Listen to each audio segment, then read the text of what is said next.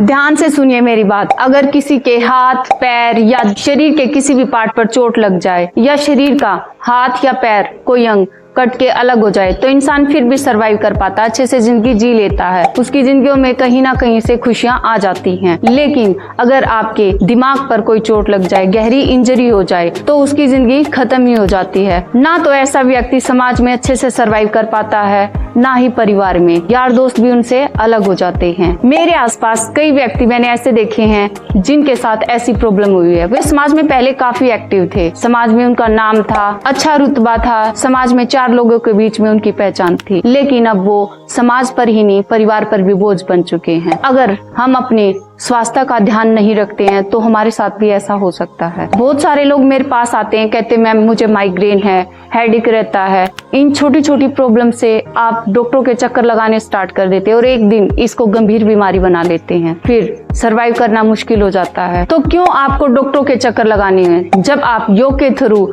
Free of cost इसका इलाज करते हो, अपने ब्रेन का ध्यान रख सकते हो। कुछ योगासनों के थ्रू आप अपना ट्रीटमेंट घर पे इजीली कर सकते हो। बस आपकी थोड़ी सी मेहनत और 20 मिनट। आप डेली 20 मिनट निकालिए और इन कुछ योगासनों का अभ्यास डेली कीजिए। आपका मस्तिष्क बिल्कुल स्वस्थ रहेगा, इसकी मैं गारंटी लेती हूँ। इसके लिए सबसे पहले आप पर्वतासन का अभ्यास करें। पर्वतासन करने के लिए आप इस तरीके से कैट पोज में आए, दोनों हाथों को मैट के ऊपर रखें अपने शोल्डर के नीचे और धीरे से अपने घुटनों को उठाते हुए अपने पैरों को सीधा करें, एड़ियों को मैट के ऊपर रखें और अपने हेड को नीचे की तरफ डाउन कर दें। यहाँ पर अपने आप को 1 मिनट तक होल्ड रखें या जितना आप रख सकते हैं, जितनी देर अपने सामर्थ्य के अकॉर्डिंग आप यहाँ पर होल्ड रखें।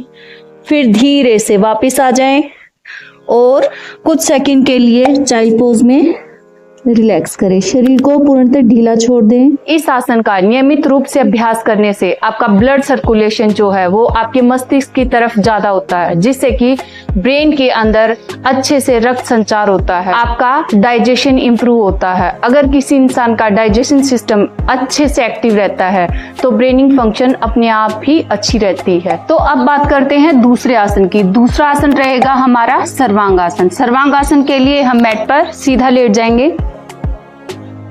यहाँ से धीरे से अपने दोनों पैरों को आपस में मिलाते हुए ऊपर की तरफ 30 डिग्री, 60 डिग्री, दोनों एल्बो को नीचे स्टैंड लगाते हुए अपनी शोल्डर से लेके टोज तक अपनी बॉडी को बिल्कुल सीधे एक लाइन में लेके आएंगे। जितनी देर भी आप होल्ड रख सकते हैं होल्ड रखें। 30 सेकेंड, 40 सेकेंड से लेके आप 1 मिनट तक इस आसन का अभ्यास करें।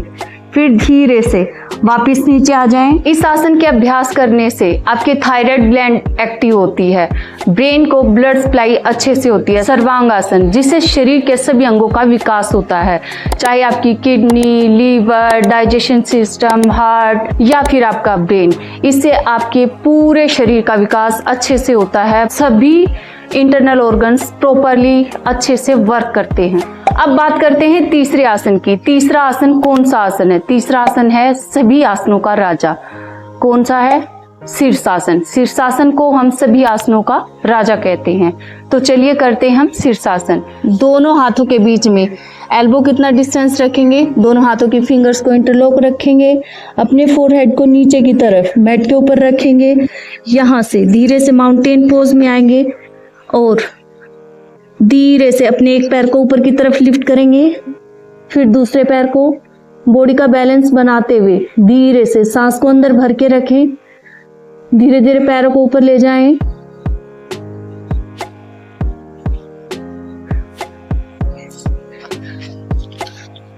इसमें भी आप चाइल्ड पोज में कुछ देर अपने आप को रिलैक्स करें। शीर्षासन, इसका नियमित रूप से अभ्यास करने से ब्लड की सप्लाई होती है, जिससे ब्रेनिंग फंक्शन अच्छे से काम करता है। आपके सिर दर्द, माइग्रेन, चक्कर आने जैसी प्रॉब्लम को क्योर करने में हेल्प करता है। तो हमारा नेक्स्ट आसन रहेगा, सुनाई दे रही है कोयल की आवाज? सुनने में कितनी प्यारी लग रही है।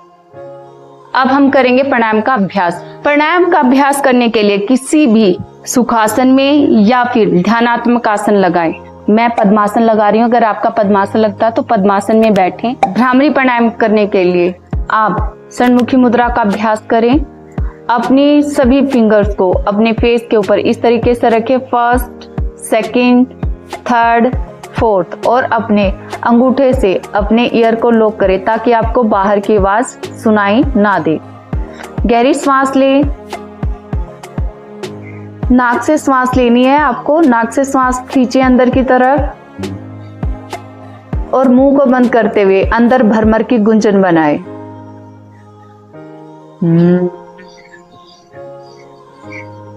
भ्रामरी प्राणायाम का अभ्यास करने से आपका मन शांत होता है, आपका ब्रेन रिलैक्स होता है और आपके ब्रेन को अच्छे से ब्लड की सप्लाई होती है। जब मन शांत होता है तो हमारे थॉट्स भी कम होते हैं, जिससे कि हमारा मानसिक स्वास्थ्य इंप्रूव होना स्टार्ट हो जाता है। तो डेली 20 मिनट निकालकर इन योगाभ्यासों का अभ्यास कीजिए। 100% गारंटी है कि आपको इनका रिजल्ट बहुत ही जल्दी आपके शरीर पर देखने को मिलेगा। जय श्री राम।